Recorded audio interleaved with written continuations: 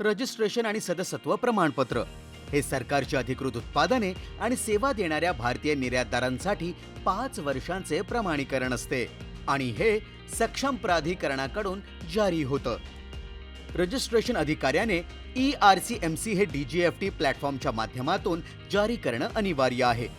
ERCMC ला अर्ज करण्यासाठी ही कागदपत्रे जरुरी आहेत.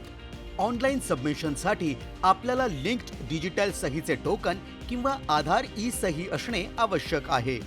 अर्ज करताना अर्जात आपल्या व्यवसायाचे मुख्य क्षेत्र घोषित करा आणि त्या आधारे संबंधित परिषदेकडून RCMC मिळवा.